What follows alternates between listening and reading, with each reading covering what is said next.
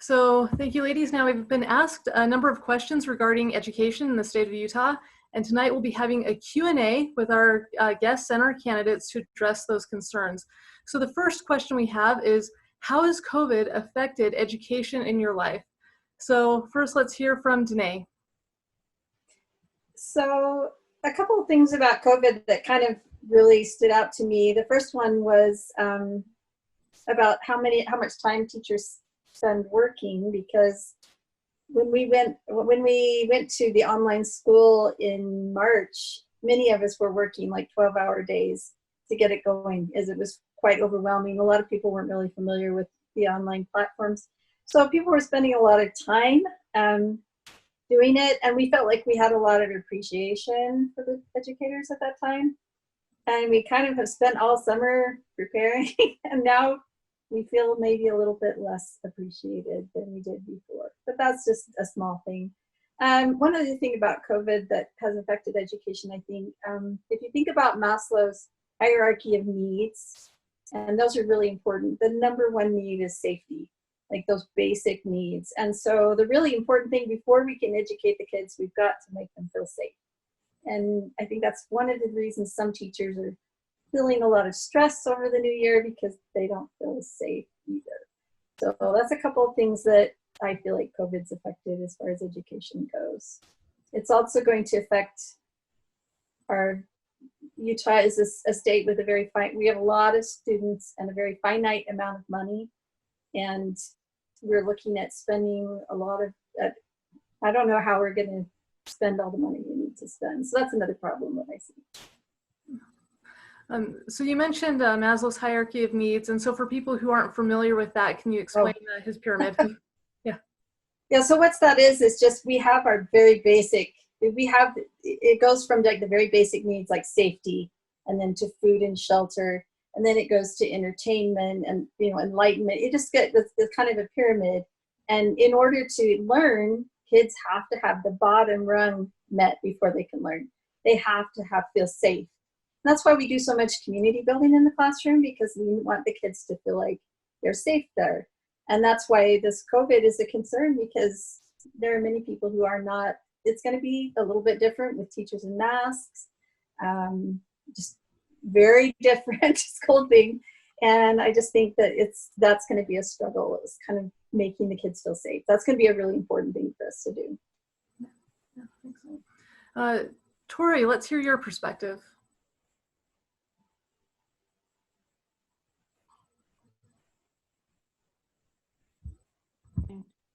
Okay, sorry about that.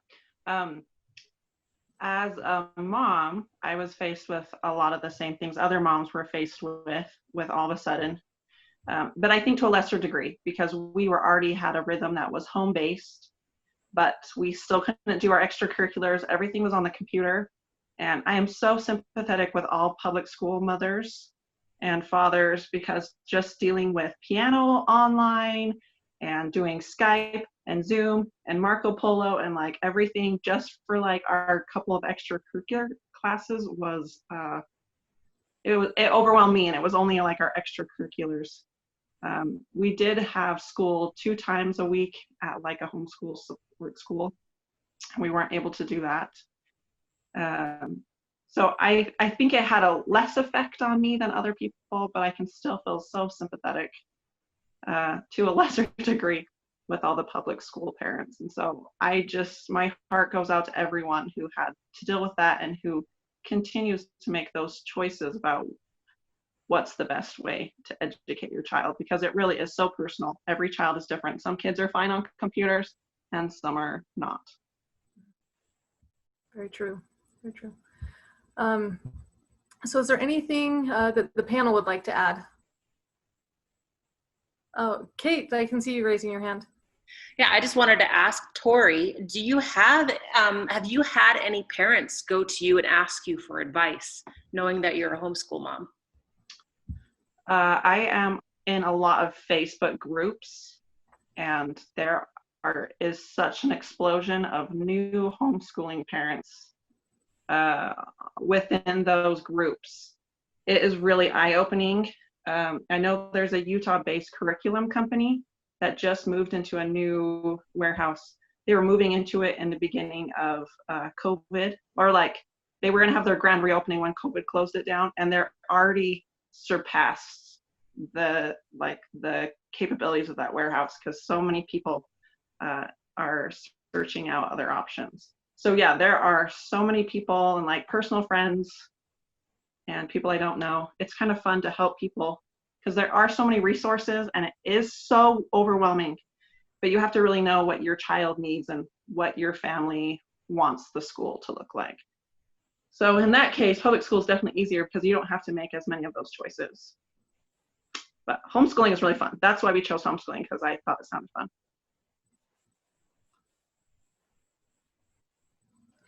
And also Piper. Yeah, so I just had a question for Danae. You mentioned that you felt valued, you felt like teachers were really valued at the start of this when school was, when they let all the kids out of school and that kind of thing, but that has not been the case as we go back into school. Can you elaborate on that? I mean, what would look like we were valuing you as teachers? I mean, what is it that you're feeling or you're seeing that makes you feel that way? Well, I think one thing is that we do not feel very empowered. We feel like many times people are saying, I didn't even get, our school board is making a decision and I never even got I never even got a say on it. They never asked the teachers. They have no idea, they have no idea what we're doing. It also feels like, I know that there's a committee at the legislature that's kind of over COVID, and they don't have any educators. In fact, I'm not even sure they have any doctors on that group, but they don't have any educators there, but they're making a lot of the decisions and driving a lot of the things. So we feel, as inmates, we feel disempowered. We feel like everyone's telling us what to do and that we don't get a voice in it. We don't really have a voice. And I think that's why a lot of people were really happy when the UEA finally came out and said something, because we were all saying, is no one going to speak for us? And everyone has different levels of how safe that they feel with going back to school, but I think everyone just kind of wanted to have their voice heard, and I don't feel like we've really had a voice in it. So that's kind of where I'm coming from.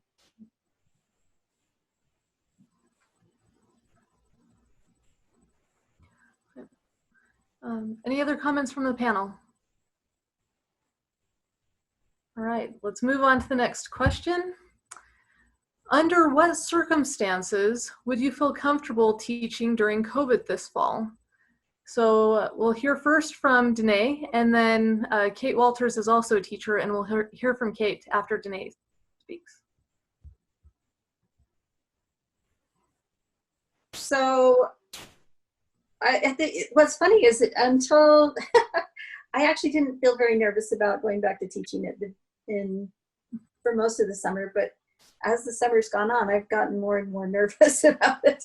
So I feel like our district is trying to help us, but I feel like they're also limited by finances and also time, because everything is rushing and we all feel like, well, we never talked about it. So I know that at my school, we had the opportunity to get,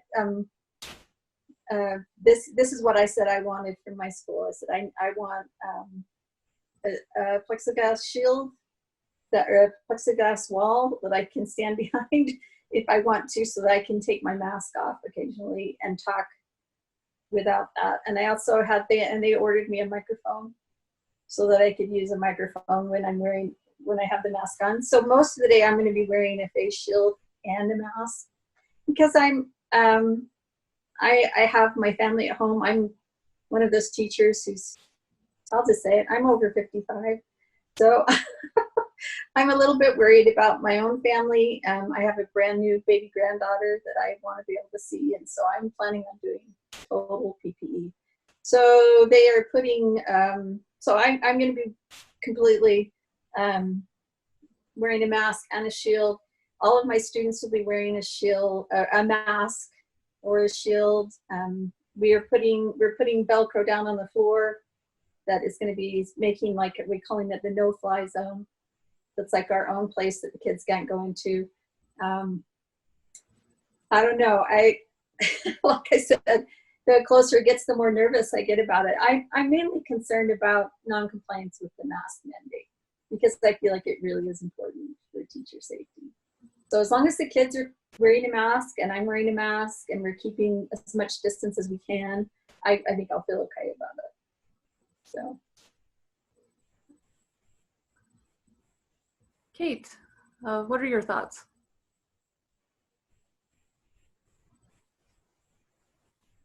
I have to remember to unmute.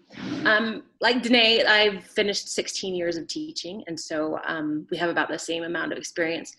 And also like Danae, for the first part of the summer, I just didn't think about school because we just barely survived online schooling this spring. But I think for me to feel safer at school, I would need more time because it seems like things are just happening all the time. Like the UEA, Utah Education Association, just went this week to go talk to the governor and say, we need to start later in the fall. And there's a bit of anxiety there saying, when are we going to start? Is this going to change? In order to feel safe, I would love to have like plexiglass shields for each of my kids. And at one point my school was promising us those, or it was rumored that we were going to have them. And then just a couple of days ago, we learned, no, we can't. I saw on Facebook there was an ingenious teacher who took clear shower curtains and put them on the PVC pipe. I don't know if you've seen this, and made like little cubicles for her kids. And that looked like a really great idea. But then as I was talking about that with another teacher in my district earlier, she said someone in her school had done that and found out it was against fire code. And so that would be a lot of work to put into something that you can't use and you can't feel safe. Largely, though, more than anything, I think what would make me feel more safe is if the parents of my students were to train them now, to teach them now that you wear a mask, because when you go to school, it's important for you to keep safe. I'm afraid that I'm going to have kids come into my classroom and they're going to be parroting their parents' opinions. Oh, I don't have to wear a mask when I go to the store. And my mom thinks masks are stupid. I really would like for parents to help train their kids now that this is what we do when we go to school. And it's not because the teachers are being mean, but we're trying to enforce a mandate that's been established by our governor. So those are some things that I think would help me feel more safe at school. So I'm curious, especially with the younger kids, how likely is it for them to keep the mask on even when their parents are encouraging it? Because I remember when I was young in school and I had trouble staying in my seat, much less with a mask. Yeah, and I think that's going to be a problem too. I mean, I can't keep kids. I mean, as long as I've taught, I still have kids that are like throwing things at each other and touching each other. And hey, you stay in your seat. No, it's not time to go get a drink, So it's going to be a challenge, but I guess we're up to it, right? Right, Danae? We are. So I just want to say that I think that how you couch it with kids, I know that we've been talking about what are we going to say, and I'm like, it's a team thing. We're on a team. We're working together.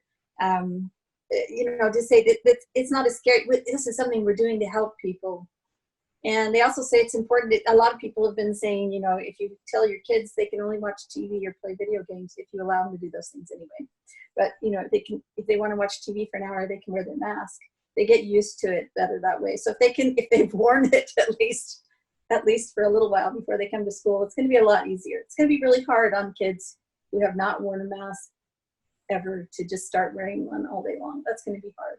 So it's going to be hard for adults to wear them all day long, but I think I need to start wearing mine a little more frequently.